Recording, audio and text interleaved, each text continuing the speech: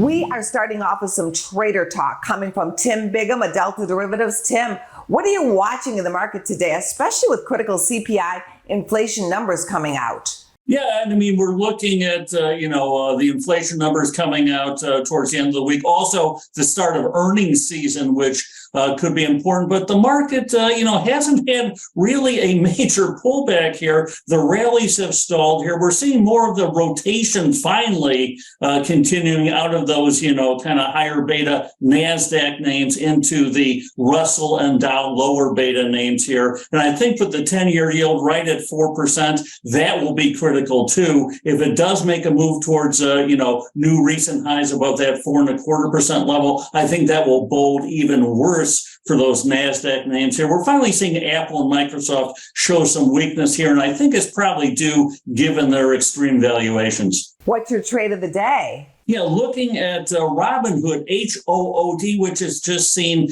continued repeat call buying in the August 13 calls, the out of the money calls. Last I looked, stock, trading below that number, certainly. But we see, more importantly, implied volatility move from 45 before the big call buying to over 70 now. Some of these calls are up as much as the stock, even though they're out of the money. So I like following the flow, buying the shares, selling these very expensive calls to capture that implied volatility and lean bullishly with that big call buyer out there. How bullish are we talking here, Tim, on that stock? Yeah, we started seeing, with the August 13 calls, lately it's been the 14 and 15. So they're looking for some kind of big move. Stock is, like I said, right around $11, give or take. So looking at a pretty decent move of at least 20% or so in Robinhood here. I don't know if it will make that, but I kind of like selling these and then hedging with the stock. Robinhood has certainly been going to the moon for the past couple of months. Thanks so much, Tim.